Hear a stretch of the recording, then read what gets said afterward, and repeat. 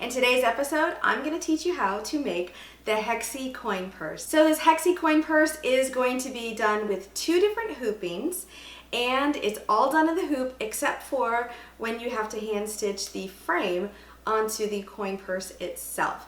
Other than that, it is really fast and easy to make, and you're going to find that you're going to learn lots of techniques. You're going to learn some in the hoop techniques, you're going to learn some applique techniques, and some just fun tricks and tips along the way. So grab your machine and let's get stitching.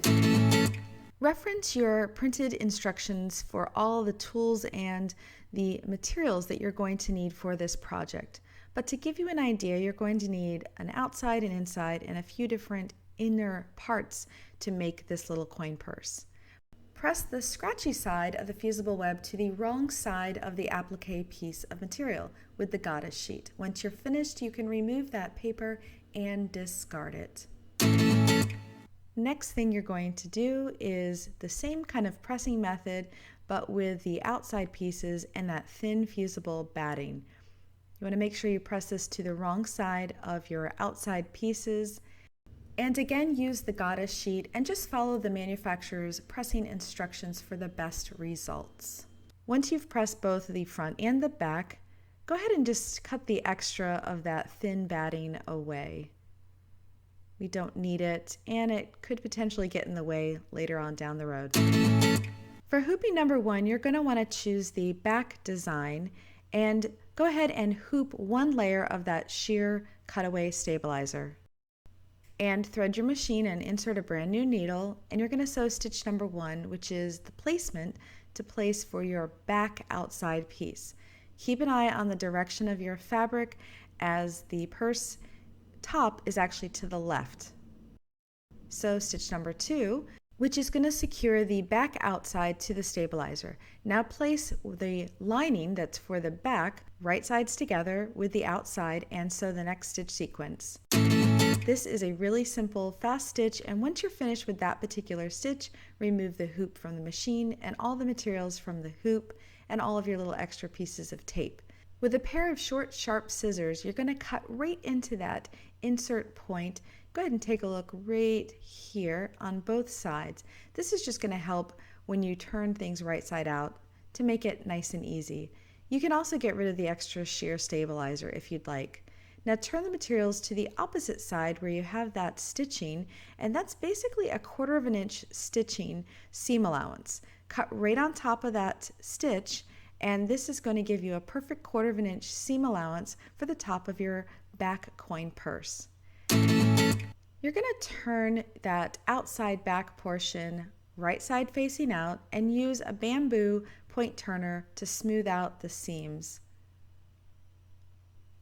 And then give it a good press. Now grab a couple of straight pins and you're going to go through all the layers.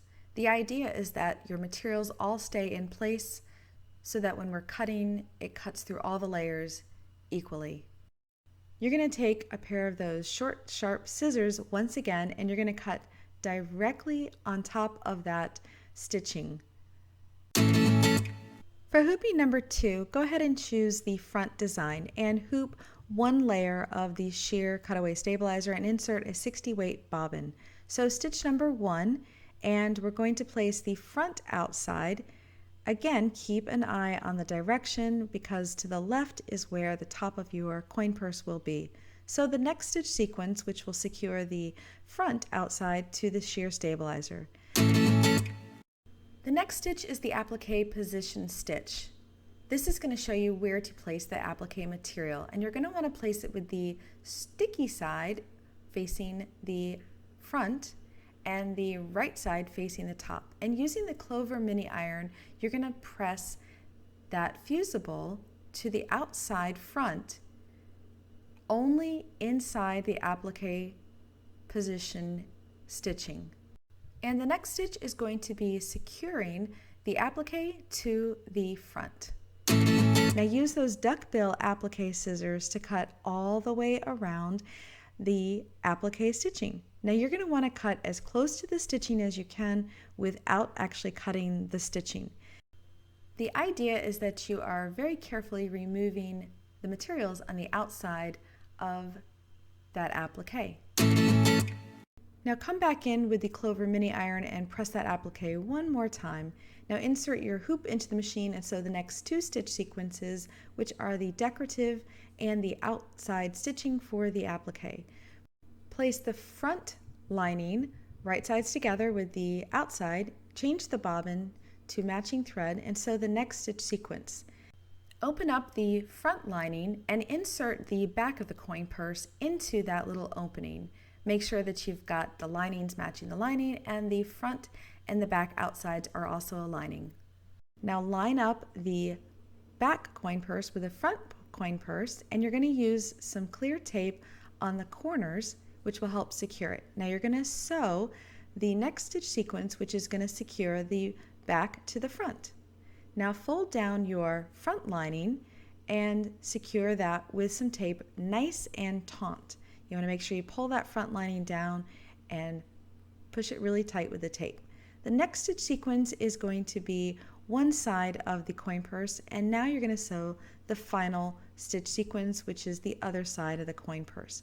Remove your hoop from the machine and the materials from the hoop and very carefully you're going to cut into the bottom opening area to create the beginning of a seam allowance. You can go ahead and cut away all the extra stabilizer on the outside. And now turn your materials to the other side where you can clearly see those stitches and you're going to cut with those short sharp scissors directly onto that little stitching, which is about 1/4 inch, and cut all the way around. Discard those materials and now just cut off the extra little pieces and turn your project right side out using the easy point and turner. You can also go back in with your fingers or a point turner and smooth out all those curves and that seam. Use both sides of that point turner because there's a curved end and a pointed end. The curved end will be great for getting around those curves. Once you're finished smoothing it all out, use your iron to press it nice and flat.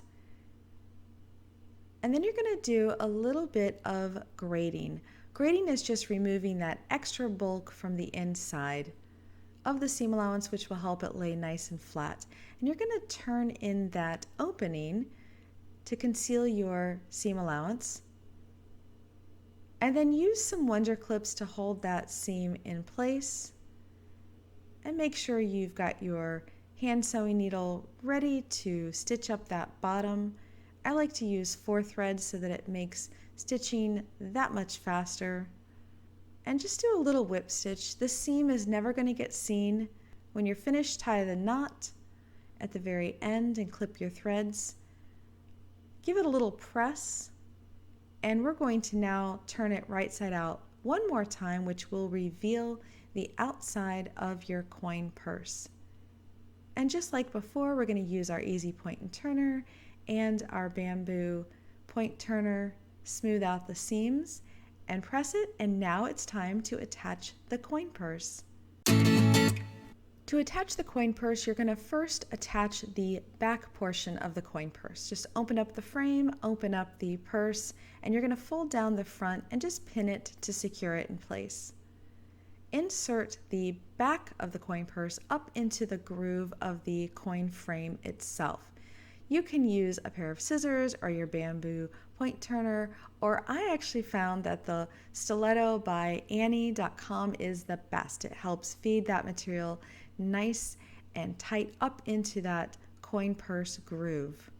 Make sure it's nice and centered, and then you can just use some Wonder clips to secure the coin purse to the frame. Now I found that I needed to turn the Wonder clips to the opposite side so that I could better hold on to them. Now make sure you have your needle threaded with a 4th thread, so this way the stitching will be nice and fast. And now we're going to create a back stitch. So first thing we're going to do is go up through hole number 1 and down through hole number 2. Then pull it toward the inside of the coin purse, and now we're going to go up hole number 3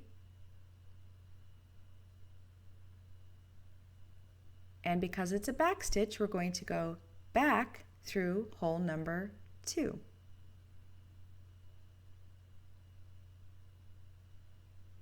And make sure your threads are laying nice and smooth on the front and the inside. So once again, we're going to skip a hole, go up, and then we're going to back stitch down the hole that we've already stitched. And just repeat this all the way to the very end. The printed instructions will also show a little detailed illustration of how this should look. When you're at the very end, tie yourself a double knot, and then you can go ahead and clip your threads. And now it's time to do the front of the coin purse. Remove that pin, and you're going to do the same thing by feeding the front of the coin purse into the front of the coin purse frame. Again, I found that stiletto helped me get that material really nice and tight into the groove. Use those wonder clips to secure the purse to the frame, and repeat the stitching on the front of the purse.